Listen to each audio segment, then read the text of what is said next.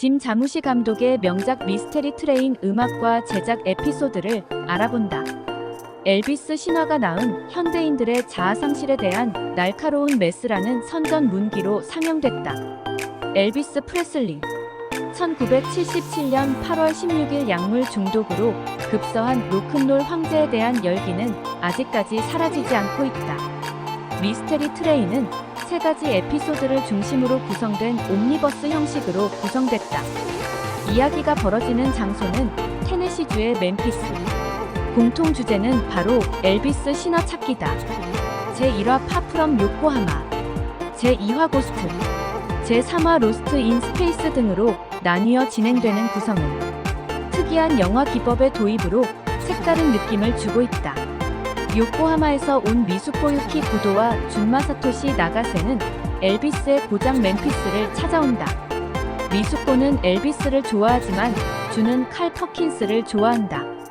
칼 퍼킨스는 50년대 엘비스와 더불어 활동했던 가수였으나 엘비스만큼 인기를 끌지는 못했다. 하지만 음색이 비슷해 1956년 블루 스웨드 슈즈를 엘비스가 리바이벌해 히트시키기도 했다. 이들은 선 스튜디오에 도착하자 곧 실망을 느낀다. 그곳에는 갈망하던 엘비스나 칼 퍼킨스의 모습은 찾아볼 수 없었고 몸이 건조한 안내원의 역사적 브리핑 이외에는 별 소득이 없었기 때문이다. 선 스튜디오는 엘비스가 1956년 RCA로 이적하기 전에 노래를 취입한 장소인데 이들이 방문하는 장면에 삽입된 드림선 킹이 매우 인상적이다. 1980년대 할리우드 영화계에는 시간 여행을 주제로 한 작품이 다수 제작됐다. 백투더 퓨처, 엑설런트 어드벤처 등이 국내에도 소개됐지만 이들 영화의 공통점은 현실에서는 도저히 이루기 힘든 가상의 세계를 잠시나마 경험하게 해준다는 드라마틱한 재미를 주고 있다는 점이다. 혹시 팝송 팬들 앞에 휘트니 휴스턴, 마돈나, 베트 미들러, 데비, 깁슨 등의 스타들이 직접 나타난다면 그때의 감격이란 생각만 해도 아찔할 것이다. 더욱이 루이 암스트롱이나 존 레논 등 이미 세상을 떠난 인물이 환생해서 눈앞에서 공연을 해준다면 그것이 한 번쯤의 공상이라도 크나 큰 즐거움이 아닐까? 바로 엘비스를 너무나 동경하는 일본, 이태리, 영국의 청소년이 각기 다른 경험으로 엘비스를 만나본다는 가상 드라마다. 두 번째 에피소드는 비행기가 연착되어 멤피스에 묵게 된 이태리 미망인에게 한 청년이 다가와 빚을 꺼내면서 이것은 엘비스 유령이 내게 준 것인데 만나는 사람에게 기념으로 주고 $5를 받아오라고 했소라며 말을 건넨다. 그 미망인은 청년의 말이 거짓인 걸 알지만 $10를 준다. 그리고 $5는 이야기 값이고 나머지는 제발 이곳에서 떠나 주었으면 하고 바라는 값이다라고 말하면서 잠을 청한다. 다운 바이로 이후 3년 만에 발표한 짐 자무시 감독의 작품이다. 영화 음악은 존 누리가 담당했다. 타이틀곡 미스테리 트레인은 미수코 등 주인공이 엘비스 프레슬리 찾아 나서기 위해 열차에 올라 여행을 시작할 때 배경곡으로 흐른다. 이 곡은 엘비스 프레슬리의 1955년도 히트곡이다.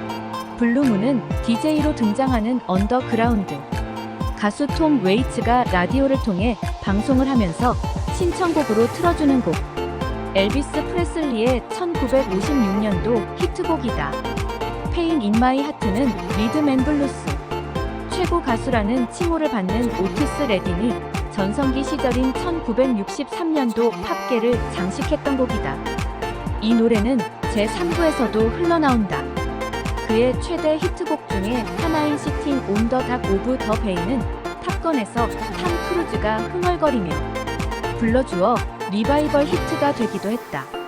레딩은 1970년 8월 지미 핸드릭스와 참가한 몬트레이 팝 페스티벌 실황 음반을 공동으로 발표해 팝 시장을 진동시키기도 했다. 도미노는 1950년대부터 1960년대에 걸쳐 활약했던 로큰롤 스타 로이 오비슨의 히트곡이다.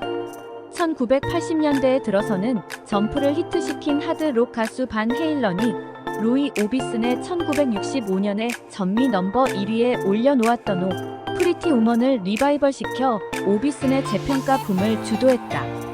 로이 오비슨의 곡은 1980년대 들어서 영화 테마곡으로 각광을 받아 이채로운 히트를 지속했다.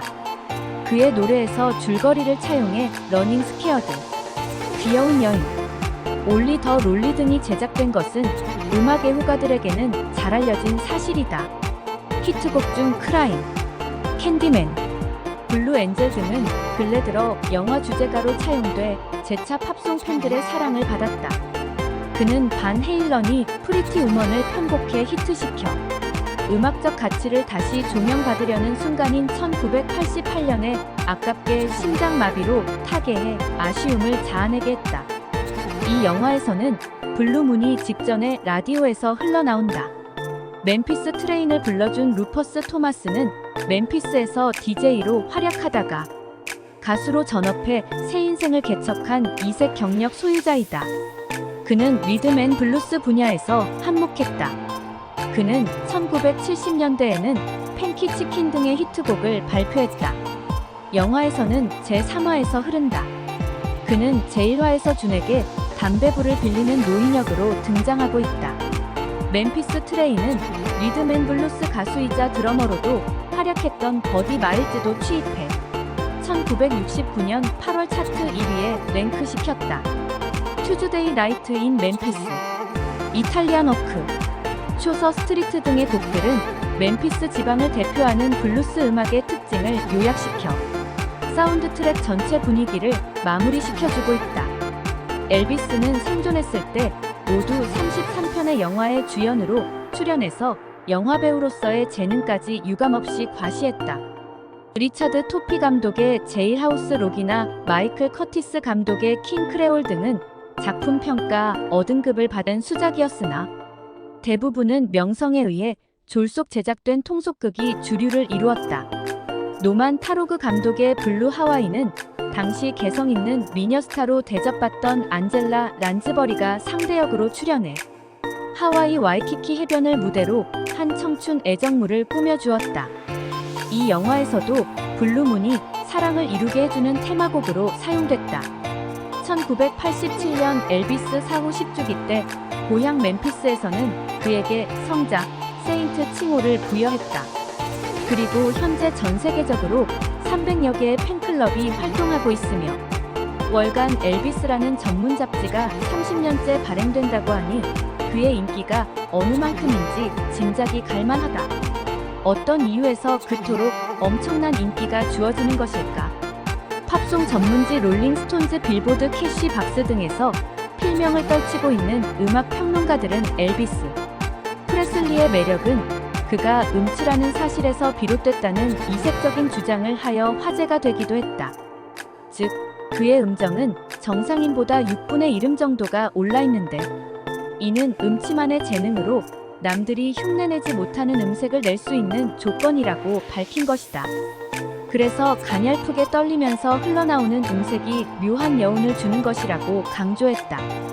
백인 청중들을 매혹시킨 최초의 흑인 아티스트로 평가되는 오티스 레딘이 1964년 발표했던 페인 인 마이 하트가 삽입된 것은 선 레코드 사장 샘 필립스가 흑인처럼 노래하는 백인 가수는 엘비스밖에 없다라고 했던 것과 대비되어 이 영화에서 흑, 백도는 동, 서양의 융화를 시사해주는 상징적 곡으로 사용됐다. 주니어 파커가 불러준 미스테리 트레인이 라스트 곡으로 사용된 것에 대해 음악을 맡은 존 루리는 엘비스가 죽었을 때 존 레논은 그가 죽은 것은 군대에 들어갔을 때다라고 말한 적이 있다. 나도 이에 동감했기에 2편 에피소드에서 젊은 날의 유령은 엘비스 곡으로 피날레는 오리지널 주니어 파커의 곡을 사용했던 것이다라고 설명했다. 천국보다 낯설은으로 세계적 명성을 얻은 짐 자무시는 이 작품으로 1989년 칸 영화제 예술공헌상을 수상했다. 그는 지금은 죽고 없는 엘비스의 신화가 현대 미국인과 미국 사회에서 어떻게 살아있는가를 보여주고 싶었다. 이를 통해서 거대한 자본주의의 문명에서 자아를 잃어가는 현대인들에게 각성을 일깨워주고 싶었다는 연출 의도를 밝혔다.